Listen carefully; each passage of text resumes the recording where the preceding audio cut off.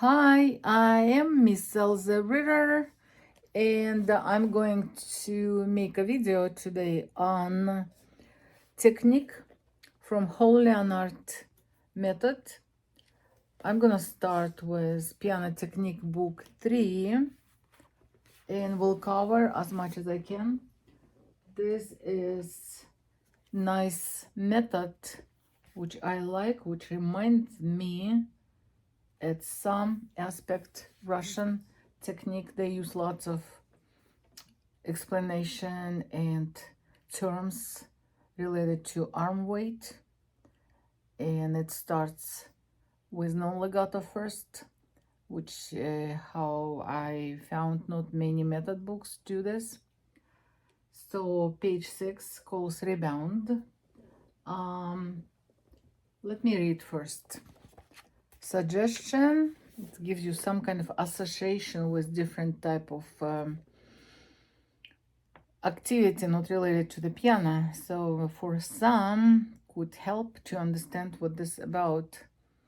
I would recommend for beginners and young students and adults this method books, which I found after many years of teaching and searching, and I teach in the United States for 26 years. So I really like this method, and I used Piano Adventures, I use Alfred, I use different methods. So this is my favorite. As I said, it reminds me somehow Russian technique, a bit, but some. So when you drop a basketball, you release it with a downward motion of your arm. When it rebounds, it causes an upward motion of your wrist. When playing the staccato notes in rebound, let your wrist bounce lightly. Notice how your fingers naturally rebound and come to rest on the keys. This could be also good exercise to learn what to do with hands during rests. So sometimes I ask my students to keep hands over the keys when it rests, or have on the keys and relax to the point you're not pressing the keys. So I'll play this page 7 exercise.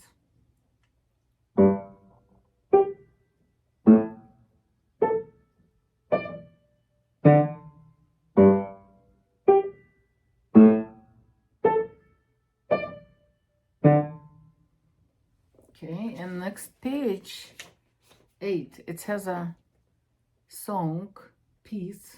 In America, for some reason, it calls a song. In Russia, if we translate, it's going to be a piece. So I'm going to call American way a song. Also has a name rebound, and it sounds pretty interesting when a student play with my accompaniment. So I just demonstrate song itself.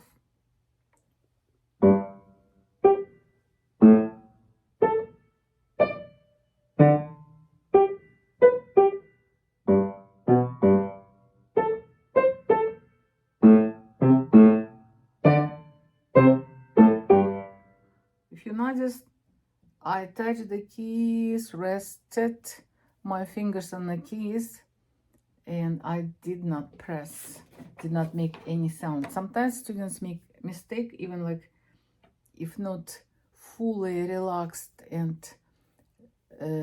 tense, they will press a keys a little bit, and it's gonna create extra. Do you hear it? It's gonna create extra noise, what we don't want. Okay, next exercise, it goes as a second line on the page 6 and 7. It's called a horn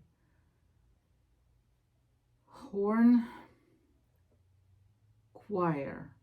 Horn players make a legato sound by playing several notes using one breath. They create a crescendo decrescendo sound by increasing and decreasing the strength of the airflow. Imitate the sound of breath moving throughout a horn by keeping your fingers close to the keys and pressing each note to the bottom of the key bed. Imitate the horn players, increasing and decreasing airflow by varying your arm weight. See, this is what I like. Arm weight. So how we can manage, how we control the tone, only if we can manage the arm weight.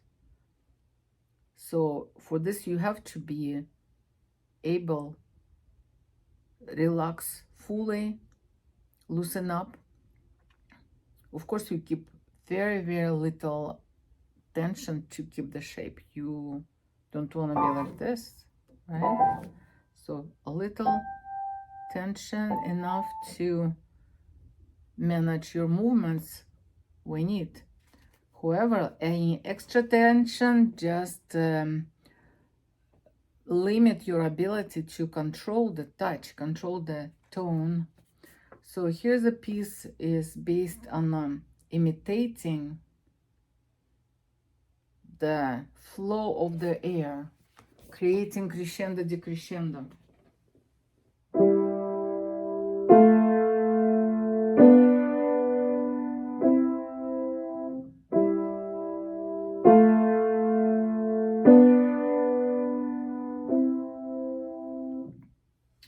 I'm gonna play a song on a page 9 now.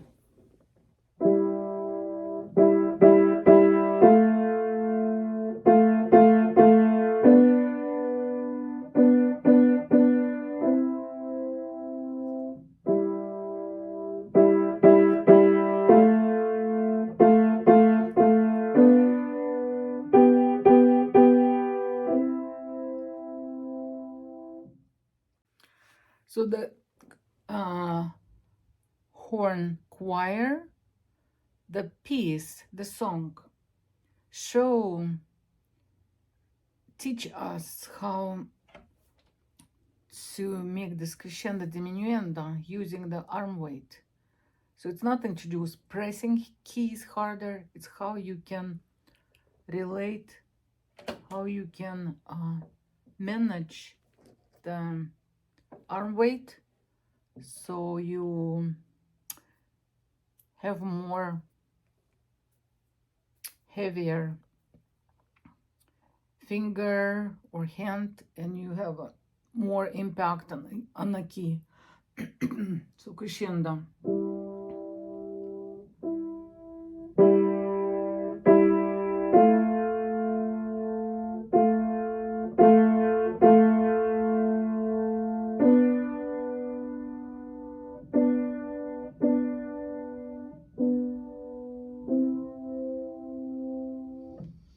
It's some kind of magic happening, of course, coming from here, how your muscle, how your weight changes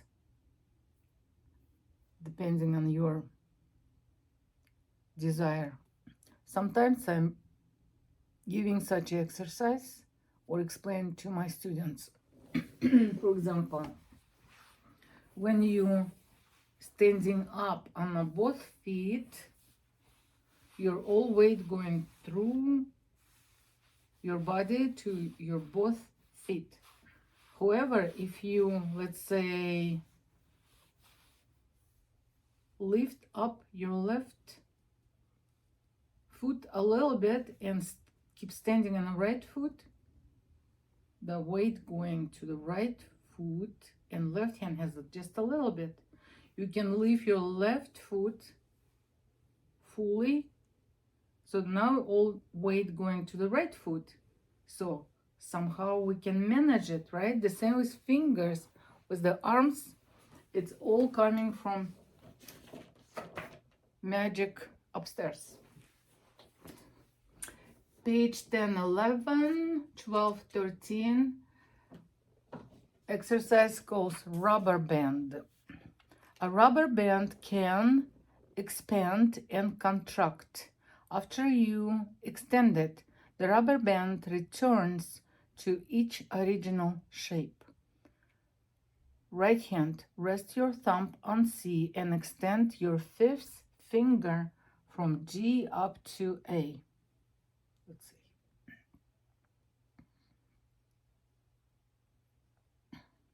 Left hand, rest your fifth finger on C and extend your thumb off from G to A and back to G. In each hand, let your wrists shift slightly, following the movement of your finger as you play the two upper keys. So the point is here, learn this control. Again, use your imagination, rubber band, extend, stretch, stretch. How can you do this if you not relax, if you not loosen up? Sure, when I explain sometimes to students, they just think it's funny, but it's not really funny at all, actually. We cannot play, we cannot control the sound tone, we cannot control any decent movements if we have this tension. So first start with working on get rid of tension using your willpower. And if you have already engraved bad habits, of course it's really hard. It's much difficult than if you start from the beginning, work on such a technique. However, it's possible. It's possible. So I'm gonna play this rubber band exercise.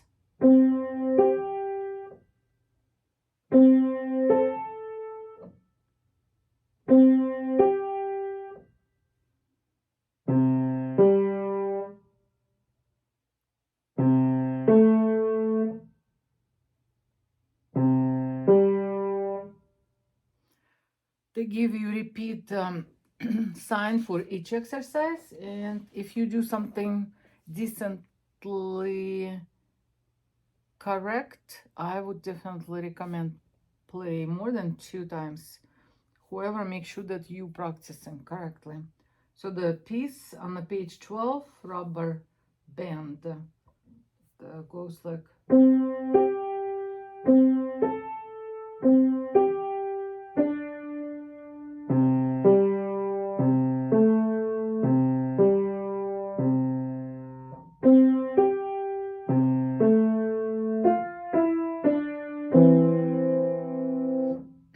in the piece. If you notice, there was not just one motion up, but there was like up and down.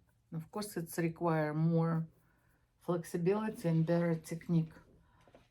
Okay, second exercise from this chapter on the page 10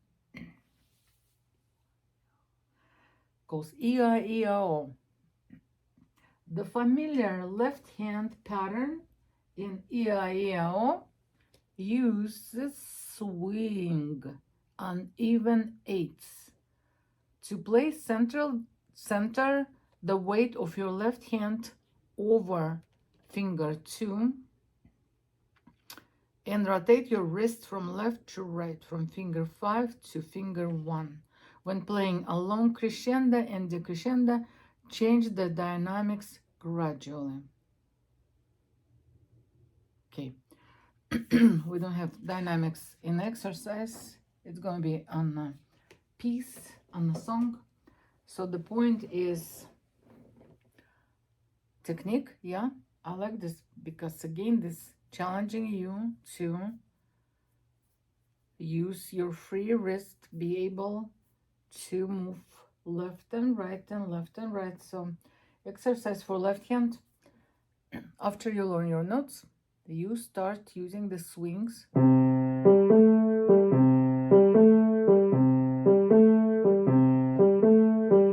And so on. So they said rotate, kind of center over your second finger. Okay, it's finished. Second line. Another point, when I see something like this, when exercise for left hand only, I would encourage students to do the same with your right hand. So find the notes, what you can just simply imitate, play the same notes, and also practice with your right hand. Why not? We need two hands play piano, right? We need to exercise and train both of them.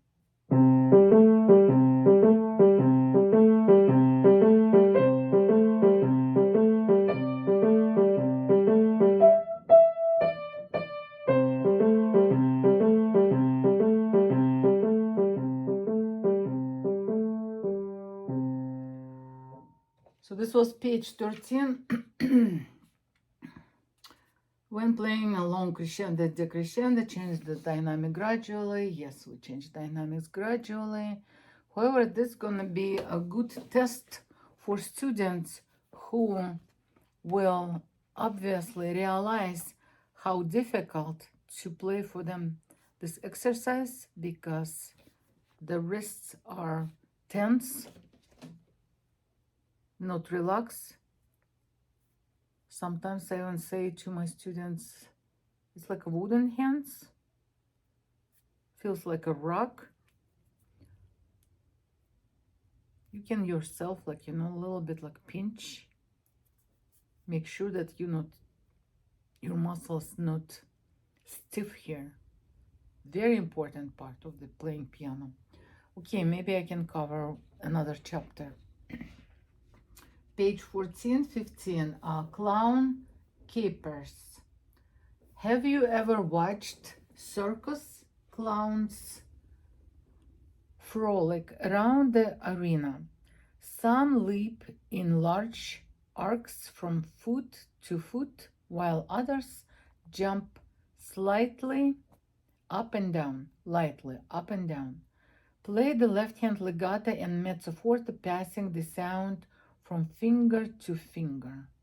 Play the right hand staccato and piano, releasing the keys as soon as you play them. So here is challenge for students to be a multitasking. Yeah, like a circus, right? Different artists, different clowns, different imitators, different actions. So we have two different actions in the left, right hand. Left hand playing legato.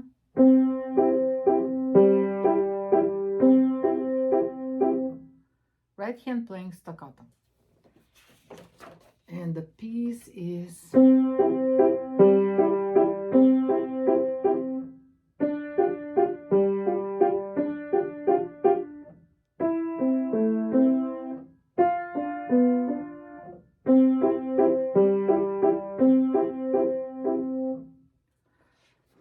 and if you skilled enough and if you can control your touch, you probably realize that if you play the same tone for this repeated interval thirds in the right hand, sound not good.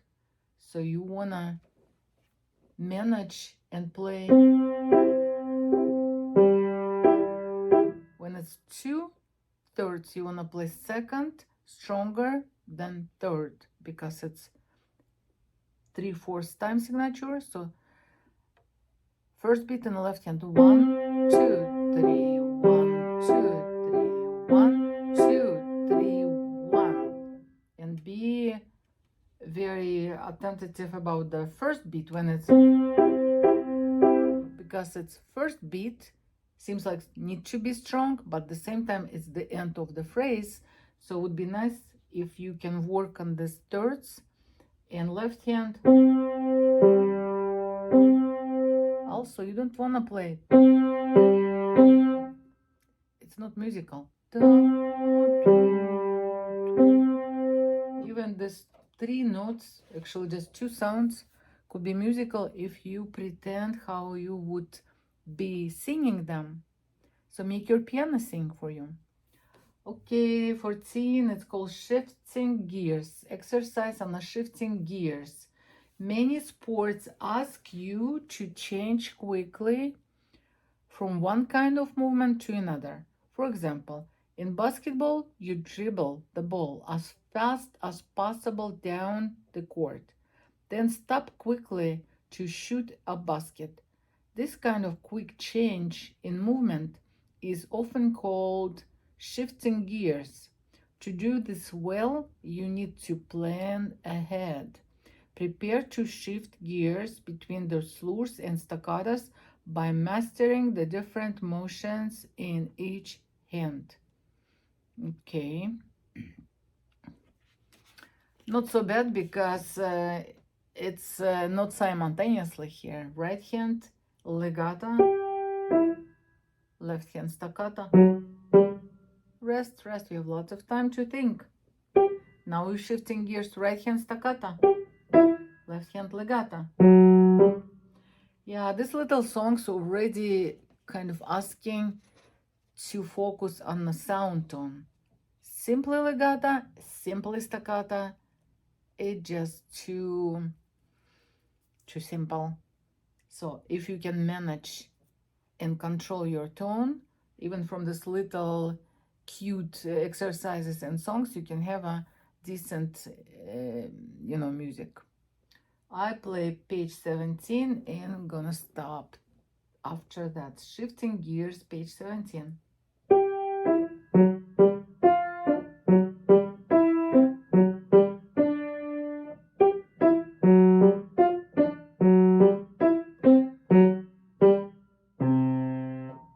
I use some creativity, and instead of 2 notes legato in the left hand, I play them also staccato.